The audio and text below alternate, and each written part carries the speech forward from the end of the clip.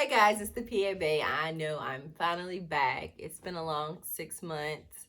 I had to get my life together. The transition from PAS to PAC was difficult. There was a lot of road bumps that I was not expecting, and that's honestly the sole purpose of this video is to let you guys know and let other PASs and other grad students know what to expect when transitioning from student to career, and that you can plan and not make a lot of the same mistakes that I made, because if I had someone to tell me what to avoid, I would have been a lot better off. So yeah, I'm finally back. I plan to record more. I'm gonna be more consistent in recording. I'm gonna try to do at least once a week, and just to keep you guys updated with my new life as a PAC. I moved from Kentucky to Vegas, so that was big, and that transition was not easy as well. The dust was settled, and I finally gone from like surviving to living, which is awesome. But yeah, I'm gonna keep you guys updated, and I hope you can learn something from me.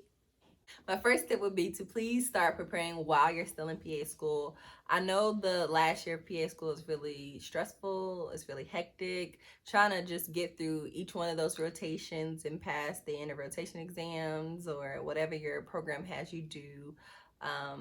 It's really stressful, and it takes a lot of your time. And then on top of that, you're also really worried and stressed about the PANCE, which is a huge exam. It's very important that you pass it. But I just want to let you guys know, and I wish someone had let me know, to start preparing for your career while you're still in PA school. Start working on your license applications, because let me tell you, those license applications do the absolute most. They want to know everything. You have to get documents from high schools, colleges. I think on my application they wanted me to like fill out what I had been doing since I graduated PA school, and where I was, and if I was studying or if I was traveling. They just literally want you to do the most. And that process took, I think it took like 2 months to get my license, like obtaining all the documents, and getting it approved on their end. It kind of took forever, and I wish that I would have started it while I was still in PA school, because I think there is an option to do that and just start getting all the documents ready, just start preparing, so that when it is time to submit it, you can just hit the ground running. Because I was underprepared. Like, I had waited until I moved to Vegas, to where my new job was, to start working on my application, and that was my biggest downfall. Also, I was fortunate enough to have a job. I think I got hired like 6 months before I finished PA school. I had already secured my job, but start applying like when you start your clinical year.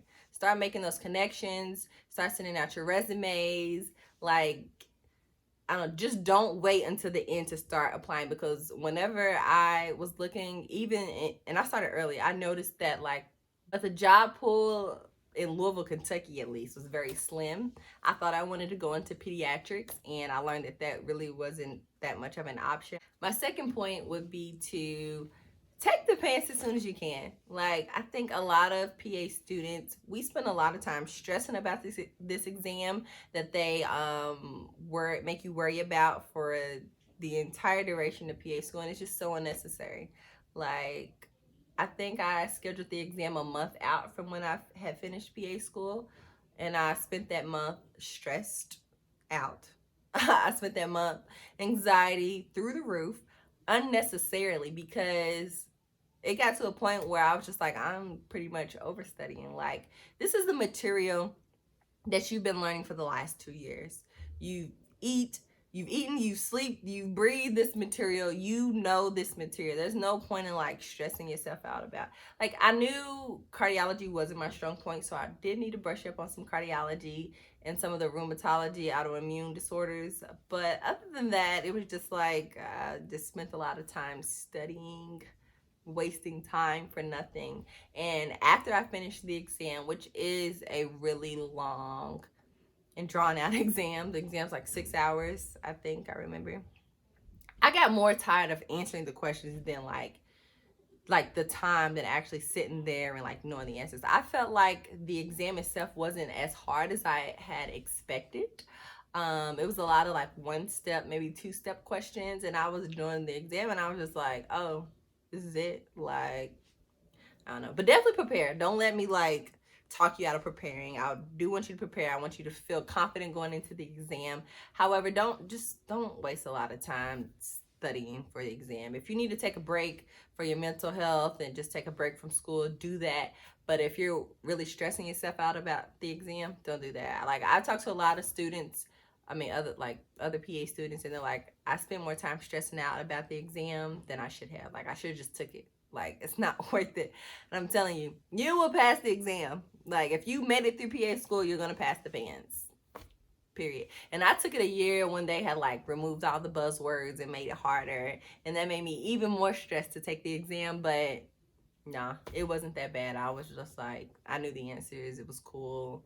I mean, of course, I didn't get a great score, but I passed. My last major point would be to prepare financially and just plan for the onboarding process of whatever job you're going to get, because no one ever explained to me how long and drawn out the process is. You know, I'm expecting like, okay, I passed the pants, I'm technically a PAC, ready to start my job, let's do it. And it's just like, no. Like, you have to wait till you are licensed in that state. I know in Nevada, I had to not only get my license, which was I think like $750. I had to get my pharmacy license with the state pharmacy board, and I forget how much that was. How much was it? I think it was like $200 or so. And then I had to apply for my DEA license, and that was another like $730. But that process like took 3 months, and then I also had to get registered and credentialed with Medicare and the other insurances. So it is just such a long, drawn out process. Like, from when I was certified, it took me like 3 months to actually start working and receiving a PAC check from my job.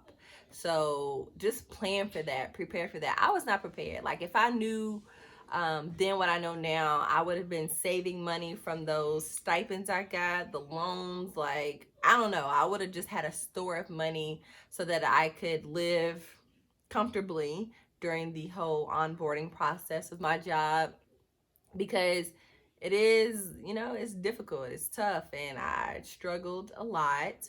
Luckily, my job, instead of me like just waiting to get everything done, my job offered me the opportunity to kind of like work as an MA to get experience at the practice, learn the EMR system, which was super helpful. So I was making an MA salary for a couple months, and it's not what I expected as a PAC. It's not what I expected after, you know, finally finishing school.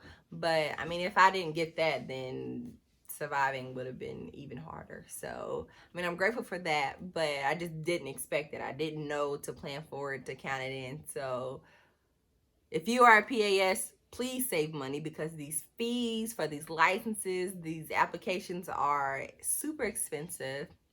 The onboarding process for any job is going to be a couple months at least. So just prepare for that and just know what you're walking into so that you're not struggling, because when we went through all the schooling, who got time to be struggling? Like, it's unnecessary. Thanks for watching. Those are all the big points that I wanted to hit. If you have any more specific questions, please let me know.